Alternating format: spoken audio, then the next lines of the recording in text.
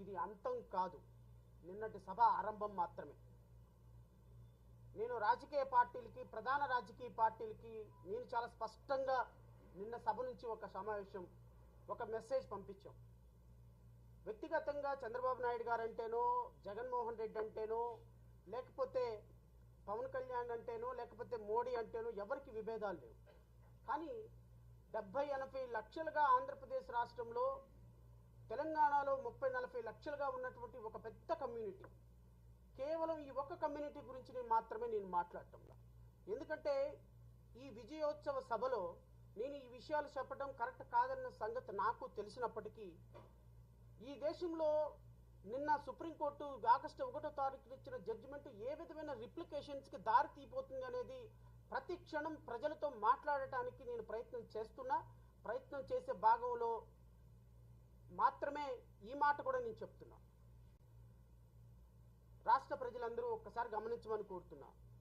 ఈ దేశంలో scheduled క్యాస్ట్గా article 341లో పేర్కొన్న విధంగా షెడ్యూల్డ్ క్యాస్ట్లో 1108 కులాలను చేర్చబడ్డాయి. భారతదేశం మొత్తం కూడా 1108 కులాలు 29 రాష్ట్రాల్లో మొత్తం 40 కోట్ల మందిగా, రమారమిగా 40 కోట్ల మంది దళిత బిడ్డలు ఉన్నారు.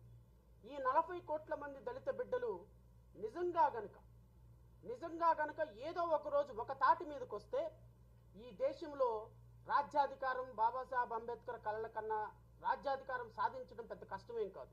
ఎందుకంటే ఈ దేశంలో సింహభాగంగా ఉన్నటువంటి 25% ఉన్నటువంటి దళిత బిడ్డలు ఒక రోజు ఒక తాటికి వస్తే ఖచ్చితంగా ఈ దేశంలో ఢిల్లీ పీఠాన్ని శాసించటం పెద్ద కష్టమేం కాదు. ఎందుకు కష్టం కాదనే మాట కూడా నేను చెప్తున్నా.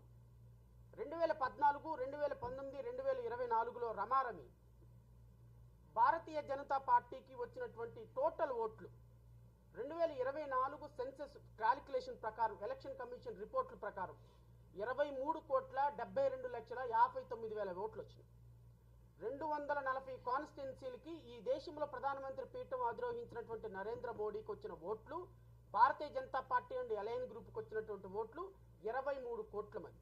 23 కోట్ల మంది ఓట్లేస్తే ప్రధానమంత్రి పీఠంలో కూర్చున్నారు.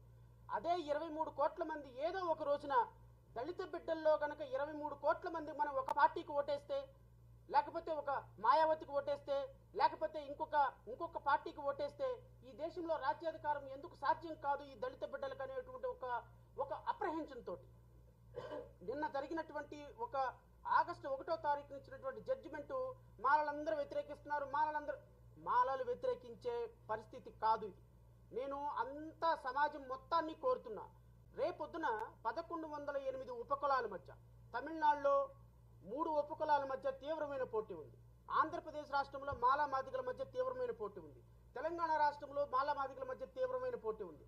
ఇక్కడ ఒకే సింపుల్ ఎగ్జాంపుల్ చెప్తా. ఆంధ్రప్రదేశ్ రాష్ట్రంలో ఉన్న ఇప్పుడు మాలలకి శత్రువు ఎవరండి? ప్రధాన శత్రువు మాదిగలుగా చూపించబడుతున్నారు. మాదిగలకి ప్రధాన శత్రువు ఎవరు? మాలలు చూపించబడుతున్నారు. అంటే ఈ రోజు రాష్ట్రాన్ని మొన్నటిదాకా పరిపాలించిన జగన్మోహన్ రెడ్డి శత్రువు కాదు మాకు. ఇప్పుడు పరిపాలిస్తున్నటువంటి చంద్రబాబు నాయుడు శత్రువు కాదు. మాకు శత్రువు ఎవరు అంటే ఇప్పుడు ప్రధానమైనటువంటి శత్రువు వీళ్ళ ప్రకారంగా మాదిగలు.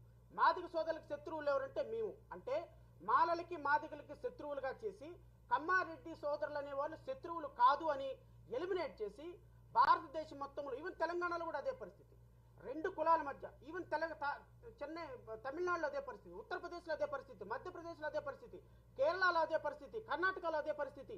ఇలా రాష్ట్రాల్లో ఉన్నటువంటి ఉపకులాల మొత్తాన్ని కూడా విభజించేసేసి వీళ్ళు కొట్టుకుని చచ్చిపోయేటట్టుగా దేశంలో ఇంక ఎప్పటికీ రాజ్యాధికారం సాధించకుండా 40 కోట్ల మంది ప్రజలని 400 విభాగాలుగా విభజించినటువంటి అత్యంత దుర్మార్గకరమైనటువంటి జడ్జిమెంట్ ఈ జడ్జిమెంట్. ఇప్పుడు చెప్పండి, ఇది ఒక మాలలకే ఇబ్బందా, లేకపోతే బాబాసాహెబ్ కలల కన్నా రాజ్యాధికారానికి ఇబ్బందా? ఈ రాజ్యాధికారాన్ని సాధించాలి అంటే అందరూ ఒకటిగా ఉండాలని రిజర్వేషన్ పెడితే ఆ రిజర్వేషన్ మీ ఇష్టం వచ్చినట్టు పప్పు బెల్లాల్లాగా పంచుకోవచ్చని సుప్రీంకోర్టు చెప్తే, ఒక భారతీయ జనతా పార్టీకి సంబంధించినటువంటి ఒక ప్రధానమంత్రి ఒక ఉపకులానికి సంబంధించినటువంటి మీటింగ్ హైదరాబాద్లో పెడితే ఢిల్లీ నుంచి పరిగెత్తుకుంటూ అక్కడికి వచ్చి కూర్చొని పక్కన కూర్చోబెట్టుకొని వాటేసుకొని ఓదార్చినటువంటి చరిత్ర ఇంకో పోరాటానికి ఉందా? ఎందుకు అంటే మందకృష్ణ మాదిగ అనేటువంటి ఒక వ్యక్తిని అడ్డం పెట్టుకొని ఈ దేశంలో దళితులు రాజ్యాధికారానికి రాకుండా మోడీ పన్నిన పన్నాగమే సుప్రీంకోర్టు జడ్జిమెంట్ ద్వారా ఈ దేశ చరిత్రని మార్చడానికి అవకాశం ఉన్నటువంటి ఒక దుర్మార్గకరమైనటువంటి జడ్జిమెంట్ గా నేను అభివర్ణిస్తున్నాను. ఖచ్చితంగా చూసే ప్రజలకు కూడా దీన్ని అప్రిషియేట్ చేయండి. ఈరోజు ఎస్సీలకే వచ్చింది, కానీ ఈ జడ్జిమెంట్ ద్వారా ఆర్టికల్ 341 ప్రకారం అవకాశం లేనప్పుడు ఆర్టికల్ 342 ప్రకారం ట్రైబల్ పీపుల్ కూడా రేపొద్దున వర్తిస్తుంది. ఎరికల వాళ్ళు కొంచెం ముందుకెళ్లారు, యానాది వాళ్ళు ఇంకా తక్కువగా ఉన్నారని వాళ్ళ మధ్య రేపు విభజన తీసుకొస్తారు, వాళ్ళ మధ్య రిజర్వేషన్ తీసేస్తారు. సో మాలకి మాదిగకి 59 ఉపకులాలకే కాదు, భారతదేశంలో ఉన్న 1108 ఉపకులాలకి ట్రైబల్ పీపుల్ కూడా రేపొద్దున ఈ జడ్జిమెంట్ అనేది ఒక స్థిరాఘాతం కాబోతుంది అని ఒక మెసేజ్ ఇవ్వటం కోసమే మేము చేస్తున్నటువంటి ప్రయత్నం, ప్రసాద్ గారు చేస్తున్నటువంటి ప్రయత్నం. ఈ ప్రయత్నాన్ని అప్రిషియేట్ చేయండి, ప్రయత్నంలో లొసుకులు వెతకండి. నిజాయితీగా నిష్కల్మషమైనటువంటి మనసుతో ఒక బృహత్తరమైనటువంటి కార్యాన్ని తమ భుజాలకు ఎత్తుకున్నటువంటి దేవి ప్రసాద్ గారి వెంట నడవటానికి ఈ యావత్ దళిత సమాజం మొత్తం, అంబేద్కర్ వాదులు మొత్తం సిద్ధంగా ఉన్నారని అయితే నేను ఈ వేదిక నుంచి ప్రకటిస్తున్నా. ఇది పోరాటం ఇంతటితో ఆగదు సోదరుల. నేను ముఖ్యమంత్రి చంద్రబాబు నాయుడికి, ప్రతిపక్ష నాయకులు జగన్మోహన్ రెడ్డికి, ఈ దేశంలో రాష్ట్రంలో ఉప ముఖ్యమంత్రిగా ఉన్న పవన్ కళ్యాణ్కి, ఈ దేశాన్ని పరిపాలిస్తున్న నరేంద్ర మోడీకి చెప్తున్నా, 80 లక్షలుగా ఉన్నటువంటి ఉపకులంలో ఒక మాల సామాజిక వర్గాన్ని మీరు అవమానిస్తున్నారు.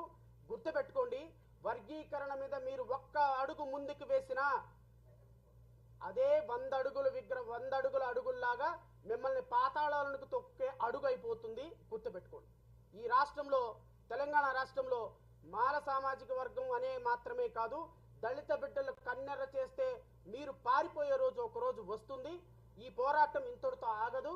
ఖచ్చితంగా దేవి ప్రసాద్ గారి నాయకత్వంలో ఢిల్లీ స్థాయిలో అన్ని జాతీయ పార్టీలను కలుపుకొని అతి త్వరలో ఒక రౌండ్ టేబుల్ కాన్ఫరెన్స్ ఏర్పాటు చేసి దేశం స్థాయిలో దేశం మొత్తం మా వైపు చూసే విధంగా, మేము చెప్పే ఆర్గ్యుమెంట్ ని వినే విధంగా, ఒక ఇంటలెక్చువల్ కమ్యూనిటీ ఏ విధంగా ఆలోచిస్తుంది, రాజ్యాంగం ఏ విధంగా విచ్ఛిన్నం అయిపోతుందని ఖచ్చితంగా వారిని సంప్రదించిన తర్వాత ఢిల్లీ స్థాయిలో ఆజాద్ని పిలుస్తాం, అంబేద్కర్ మనవడిని పిలుస్తాం, కలిసి వచ్చే అతువులు పార్టీ వాళ్ళని పిలుస్తాం. ప్రతి ఒక్కరిని అందరినీ ఏకం చేసి ఢిల్లీ